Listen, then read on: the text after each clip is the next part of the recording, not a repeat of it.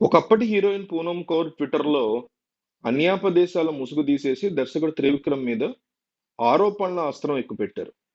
చిరకాలంగా పూనమ్ కౌర్ ట్వీట్ల యుద్ధం చేస్తూనే ఉన్నారు. కానీ త్రివిక్రమ్‌కి, పూనమ్‌కి మధ్య ఏం జరిగిందనేది ఎవరికీ తెలీదు. అలాగే అప్పట్లో పవన్ కళ్యాణ్‌కి, పూనమ్‌కి మధ్య ఏం నడిచిందన్నది ఎవరికీ తెలీదు. కాలం గడిచిపోయింది. ఇప్పుడు త్రివిక్రమ్ టాప్ డైరెక్టర్, పవన్ కళ్యాణ్ ఆంధ్రప్రదేశ్ ఉప ముఖ్యమంత్రి. పూనమ్ కౌర్ నటించడమే లేదు అసలు సినిమాల్లో. కాంగ్రెస్‌కి అనుకూలంగా ట్వీట్‌లేస్తూ ఉంటారు ఆమె. చేనేత బ్రాండ్ అంబాసిడర్ అని చెప్తారు. ఏవేవో వ్యాపకాలు పెట్టుకున్నారు.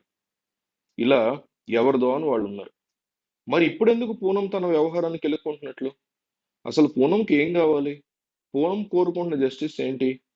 త్రివిక్రమ్ మీద ఏ విధమైన చర్యలు తీసుకోవాలని పూనం కోరుకుంటున్నారు? ఎప్పుడో జమానా కాలంలో మా సంస్థకు ఫిర్యాదు చేశానని కానీ స్పందించలేదని, స్పందన ఉండి ఉంటే చాలా మంది సేవ్ అయ్యేవారని ఇప్పుడు అంటున్నారు. ఇప్పుడైనా చర్యలు తీసుకోవాలని అంటున్నారు. అప్పట్లో చేసిన ఫిర్యాదుల్లో ఏముంది? ఇప్పుడు మళ్ళీ అదే ఫిర్యాదు చేశారా? కొత్త విషయాలు ఏమైనా ఉన్నాయా? ఇక్కడ పూనం వైపు నుంచి లోపాలు లేదా తప్పులు కూడా కనిపిస్తున్నాయి. తనకి ఏం కావాలన్నది క్లారిటీగా ఎందుకు చెప్పట్లేదు? ట్విట్టర్‌లోకి వచ్చి పబ్లిక్‌గా మాట్లాడినప్పుడు అన్నీ మాట్లాడాలి గదా! సగం సగం ఎందుకు మాట్లాడడం? తన సమస్య ఏమిటో పూర్తిగా చెప్పాలి గదా! త్రివిక్రమ్ వల్ల బోలెడు మంది నష్టపోతే ఈమెందుకు కంగారు పడుతున్నారు? నష్టపోకపోతే ఈమెకెందుకని ప్రశ్నించేవారు గూడా ఉన్నారు. తనకి ఏం జరిగిందో ఆమె ముందు చెప్పాలి. తన దగ్గర ఉన్నటువంటి ఆడియో రికార్డులు లేదా ఇతర ఎవిడెన్స్ కాపీలను బయట పెట్టకపోవచ్చు కానీ, ఏమున్నాయో, ఏం జరిగిందో అనేది చెప్పాలి. చాంబర్ పెద్దలు ఏం చెప్తున్నారు? బాక్స్ పెట్టాం అందులో వేయండి అంటున్నారు. నేరుగా ఇవ్వండి అంటున్నారు. ఇక్కడ మెయిల్ ఎందుకు?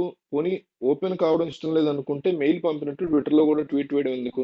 ఇదంతా యాగి కోసం చేస్తున్నారని కొంతమంది ఎద్దేవా చేస్తున్నారు తప్ప, పక్కాగా ఫలితం కోసం చేస్తున్నట్టుగా ఇక్కడ కనిపించట్లేదు అనేవారు కూడా ఉన్నారు. పూనమ్ కౌర్ నేరుగా మీడియా ముందుకు వచ్చేయొచ్చు. కెరీర్ భయం లేదు. ఇప్పుడు ఎందుకంటే ఆమె నటించట్లేదు. అందువల్ల తనకు జరిగింది అన్యాయం అనుకునేటువంటి పరిస్థితుల్లో ఓపెన్ అయిపోవచ్చు. అలా ఓపెన్ కాలేను, ప్రాణభయం అనుకుంటే పూర్తిగా సైలెంట్‌గా ఉండి పోలీస్ స్టేషన్‌లో అయినా కంప్లెయింట్ ఇవ్వచ్చు. మధ్యలో జస్ట్ అట్లా కెలికేసి ఇట్లా మాయం అవ్వడం ఎందుకనేది ప్రశ్న. ఇటు ఫ్యాన్స్, అటు ఫ్యాన్స్ కొట్టుకోవడానికి తప్ప మరి ఎందుకు పనికి రావట్లేదు. త్రివిక్రమ్ లాంటి పెద్ద డైరెక్టర్‌ని కౌన్సిల్ పెద్దలు వివరణ అడుగుతారా? చెప్పను అంటే ఏం చేస్తారు? బహిష్కరించగలుగుతారా? ఇవన్నీ తర్వాత. మనం సినిమాలకు సంబంధించి ఫిల్మ్ ఛాంబర్‌ని పక్కన పెట్టి ఆల్రెడీ మనకు కాన్స్టిట్యూషన్ ఉంది. దేశంలో పోలీస్ వ్యవస్థ ఉంది. చట్టం ఉంది. చట్టంకి సంబంధించినటువంటి అన్నీ ఉన్నాయి. కోర్టులున్నాయి. ఇవన్నీ డీల్ చేస్తాయి. ప్రతీదీ ఫిల్మ్ ఛాంబరే చూసుకోక్కర్లా. మనకు కంపెనీలో సమస్య వచ్చిందంటే కంపెనీ సరిగ్గా డీల్ చేయకపోతే బయట ప్రపంచంలోకి వచ్చి కాన్స్టిట్యూషన్ ఆఫ్ ఇండియా ప్రకారం మనం వెళ్ళొచ్చు. అట్లా చేయకుండా పూనమ్ కౌర్ సైలెంట్‌గా ఎందుకు ఉంటున్నారు అనేటువంటిది ప్రశ్న. సో, దీన్ని బేస్ చేసుకొని ఆమె త్వరలో ఒక ప్రెస్ మీట్‌కి ప్లాన్ చేస్తున్నారని తెలుస్తుంది. ఈ ప్రెస్ మీట్‌లో ఆమె పవన్ కళ్యాణ్ గురించి గాని, త్రివిక్రమ్ గురించి గాని కొన్ని సంచలన విషయాలు బయటపెట్టే ఆలోచనలో ఉన్నట్టుగా తెలుస్తోంది.